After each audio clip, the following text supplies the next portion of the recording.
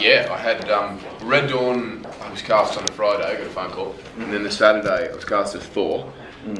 And then following that conversation, I had another phone call that said, "Yeah, they might not work out because there's a schedule conflict and whatever." So I spent the next kind of 2 weeks kind of in limbo about how I was going to feel about did I get it or didn't I, and then it all sort of worked out. But that was Cabin in the Woods. It kicked it off. Yeah. Because Drew said his favorite memory of one of his favorite memories of making Cabin in the Woods was taking you to the comic shop and or getting you Thor comics. Yeah. I remember being out one night. We had we finished late Friday night. We went and had a drink, and I'd just gotten Thor, and he said, "Let me tell you something." He goes, "I'll give you some advice about the fans. Just don't bullshit them." Okay. And he goes, "No." And he goes, they know more than you'll ever know. And I said, "Okay." And I knew nothing of the comic book world.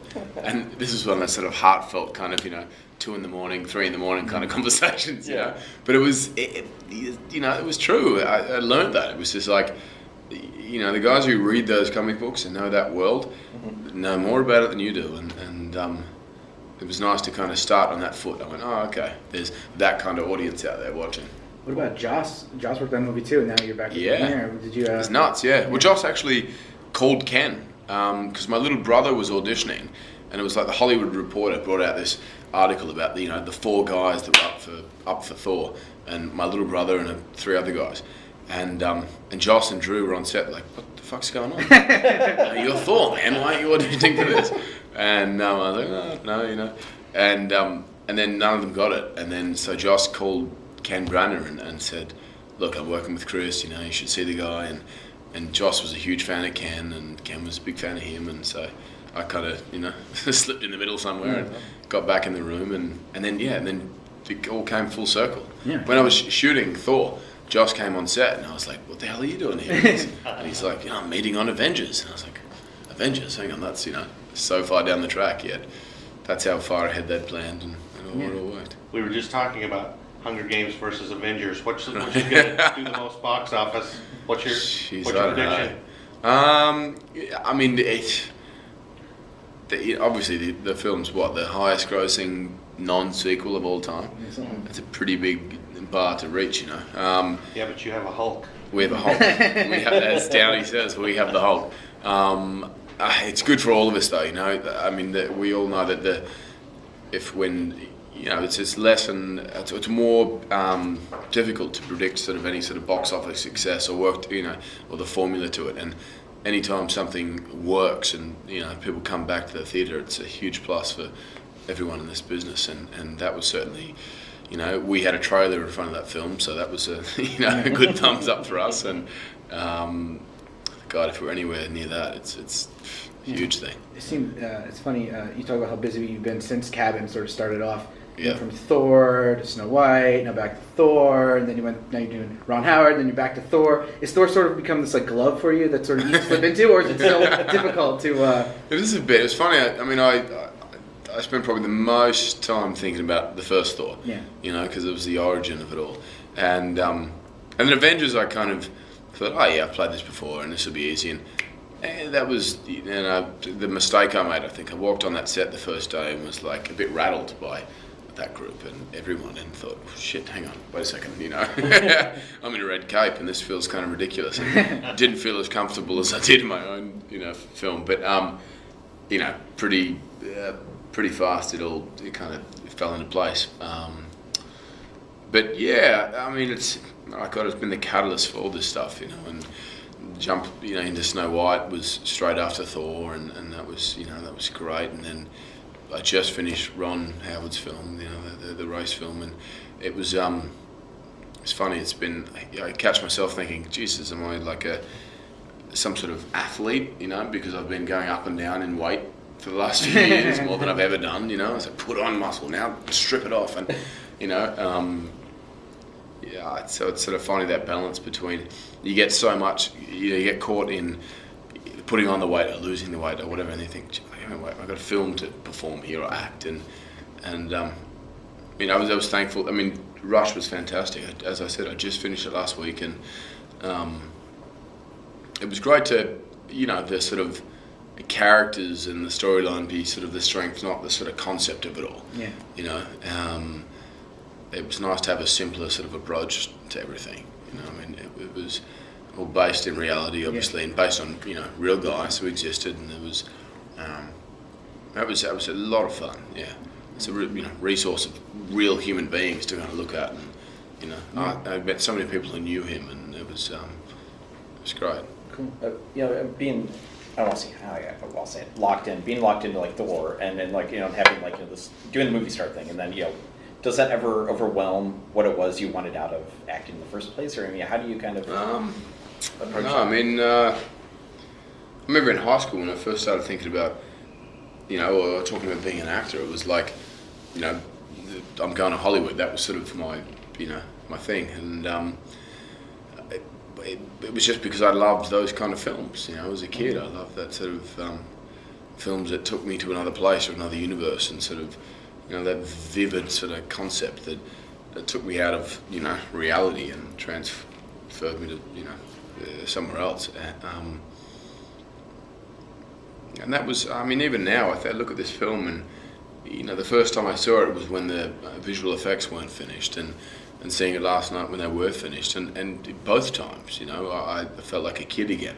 Mm-hmm. And I was entertained, I was laughing, I was, you know, cheering and all that, and I was in the film. You know, really, honestly, like when you, you know, from an acting point of view, it's really tough to watch yourself. You know, you're your biggest critic, anyone. You know, not just as an actor, as a writer, or, you know, anyone in life. We judge ourselves more than anyone. You know, so when you get swept away in the, you know, the ride of it all, that's someone's doing something right, and that was, you know, I really felt that with this film.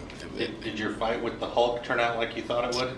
Yeah, it was funny, you know, because that was all CGI. Yeah. You know, I mean, you were the only one that was fighting. I was there, kind of pretending to catch things, and, you know, getting like a harness on, being, you know, ripped through walls and things, and it was. But it was the one I was most excited about, you know, because I knew that there was no one, or there hadn't, you know, Hulk was sort of like no one could conquer that, you know, he was the biggest, strongest kind of guy in the universe. And then I'd read in the comic books, it was like, well, maybe Thor's there, but it was never officially sort of decided, and I thought, okay, well, here we go. You know? Yeah, he always needs his hammer to fight. He does, you know, yeah, sure, and that's you know, I don't want to ruin anything, but the uppercut with Mjolnir, yes. Kind of. It was a friend of mine flew over from Australia and saw it, and he goes, man, I got fucking tingles up my spine when I saw that, you know? Did you know that Josh was going to have Hulk smack you at the end when you were fighting together? Yeah, that was one of my favourite bits in the script. Like, that was a good moment. I mean, a lot of the other bits that ended up being quite funny or whatever, it caught me by surprise, you know? Yet that moment, you know, people laughed or cheered. As soon as I read it, I went, "Oh, this is going to have a big payoff," you know. Well, that's great. You get knocked out of frame twice. Yeah. I know. As I said, I saw the trailer and I was watching it with my wife, and she goes, "Oh, it's great." And I said, "I'm just getting the shit beat out of me."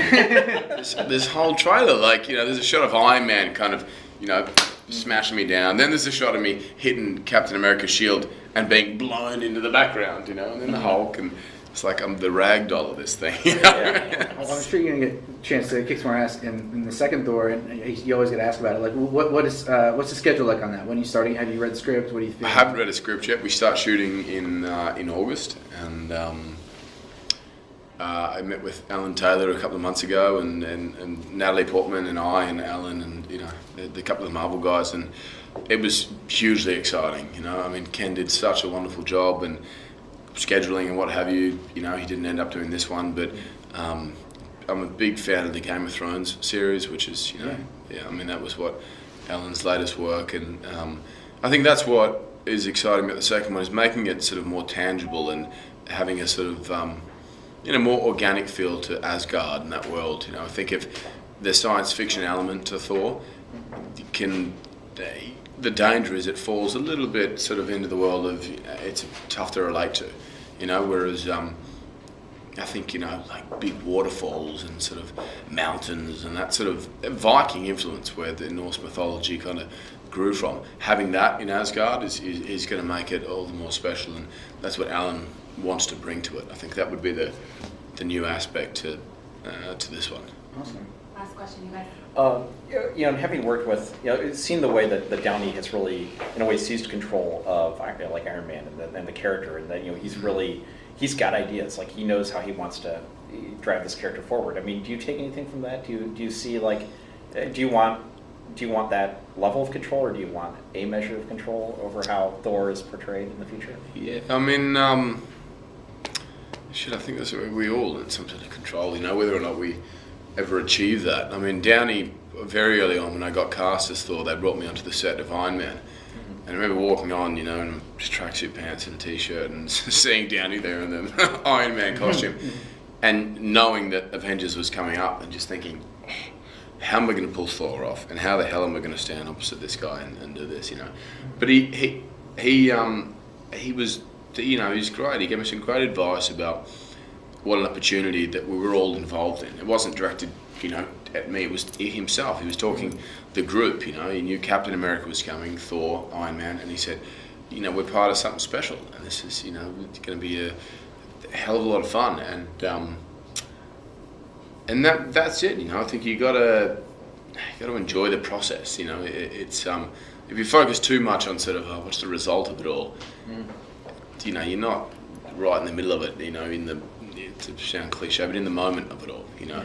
And that was a nice kind of reminder of it, and I tried to kind of keep that with everything I do. That's just, as an actor, you don't control the spectrum, you know, it's the directors and the producers and stuff, you know. If you theatre, sure, you come out and do your thing, but on film, you do 10 different takes, and, you know, across however many days, you know, 60 days or whatever, and there's 40 or 50 different versions of Thor, you know, that Kenneth Branagh cut together in the first film, you know, like, and whether you liked it or not, that, you know, that was a version that was put together by a lot of other people, you know, and that was something kind of satisfying, or it takes the weight off in thinking, you know what, I actually can't control this, no matter how much I think I can or I try to.